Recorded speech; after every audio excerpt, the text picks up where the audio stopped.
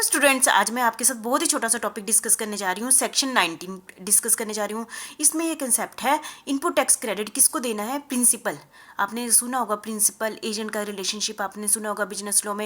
यहाँ पर प्रिंसिपल का मैं कहने वाली हूँ, जैसे कि प्रिंसिपल ने एक इनपुट ली है ना, प्रिंसिपल ने क्या ली? इनपुट ली, या वो वाली इनपुट उसने किसको दे दी? अपने जॉब वर्कर को दे दी, ठीक है, ताकि आगे वो जॉब वर्क के लिए दे दी, जो वर्कर को जो वर्क के लिए दे दी। तब भी कहते हैं प्रिंसिपल को कौन सी फैसिलिटी मिल जाएगी? इनपुट टैक्स क्रेडिट की फैसिलिटी मिल जाएगी, ठीक है। अलाउड इनपुट टैक्स क्रेडिट, ठीक है। वो इफ इनपुट और capital goods sent for job, यदि उसने वो या तो उसने खुद रिसीव कर लिया डायरेक्टली प्रिंसिपल ने इनपुट है ना, जैसे मैं ओनर हूँ, मैंने रिसीव कर लिया, या फिर मैं अपने एम्प्लॉय को कहती हूँ कि तू डायरेक्ट रिसीव कर ले और भेज दे, ठीक है। या तो मैंने खुद ले लिया है या मेरे जॉब वर्कर ने ले लिया है, तो मुझे कौन? प्रिंसिपल को इनपुट टैक्स क्रेडिट की क्या मिल जाएगी? फैसिलिटी मिल जाएगी। तो इसके अंदर 7 पॉइंट है, मैं आपके साथ डिस्कस कर लेती हूँ। Taking input tax credit in respect of input and capital goods sent for job work के लिए जॉब वर्कर को दिया गया, जॉब वर्कर के लिए जॉब वर्क के पास सामान गया है, ठीक है। तो इनपुट टैक्स क्रेडिट की फैसिलिटी किसको मिलेगी? प्रिंसिपल को मिलेगी, सेक्शन 19 के अकॉर्डिंग। पहला पॉइंट है input tax credit allowed to principal. Input tax credit क्योंकि ओनर ही कौन है? प्रिंसिपल है, तो प्रिंसिपल को मिलेगी इनपुट टैक्स क्रेडिट की फैसिलिटी अंडर सेक्शन 19(1), ठीक है। तो आपको पता चल गया, ठीक है। चाहे इनपुट किसको सेंड की गई है? जॉब वर्कर को की गई है फॉर जॉब काम के लिए ना। दूसरा है input tax credit allowed to principal even input are directly sent to job worker.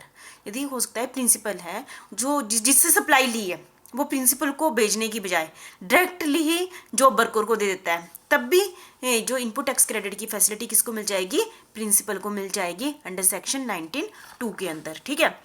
तो नेक्स्ट है in case input sent for job work not return.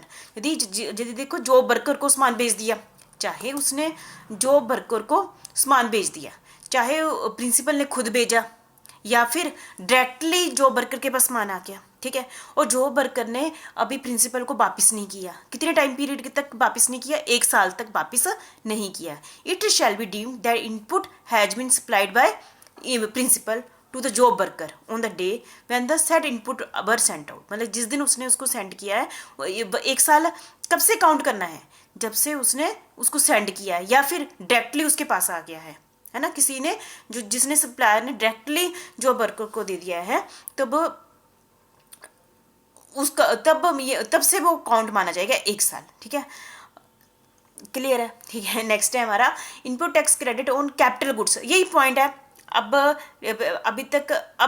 Capital goods में आ गए, ठीक है। तो बस सेक्शन याद करने हैं। Section 19 for input tax credit on capital goods allowed to principal. यदि कैपिटल गुड्स की सप्लाई किसको की गई है? प्रिंसिपल को की गई है, ठीक है, अंडर सेक्शन 19(4). और प्रिंसिपल ने किसको दे दी है? जॉब वर्कर को दे दी है, फॉर जॉब वर्क के लिए दे दी है। तो अब इनपुट टैक्स क्रेडिट की फैसिलिटी किसको मिल जाएगी? प्रिंसिपल को मिल जाएगी। दूसरा है यदि input tax credit allowed to principal even capital goods are directly to job worker. ये पॉइंट वही रिपीट हो रहे हैं, लेकिन यहाँ पर क्या आ गया है? कैपिटल गुड्स कंसेप्ट आ गया है, ठीक है। और यहाँ पर क्या गया? In case capital goods sent for job worker not return. यदि जॉब वर्कर नहीं देता, पीछे हमने क्या कहा था? वहाँ पर हमने 1 साल कहा था, यहाँ पर हम कैपिटल गुड्स के केस के में हम कह रहे हैं 3 साल। जब प्रिंसिपल ने सामान किसको दे दिया? जॉब वर्कर को दे दिया, और 3 साल हो गए उसने रिटर्न नहीं किया।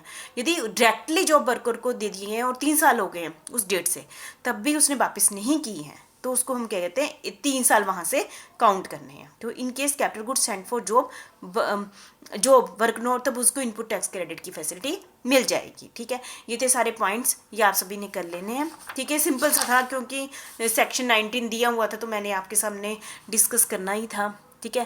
Thank you very much.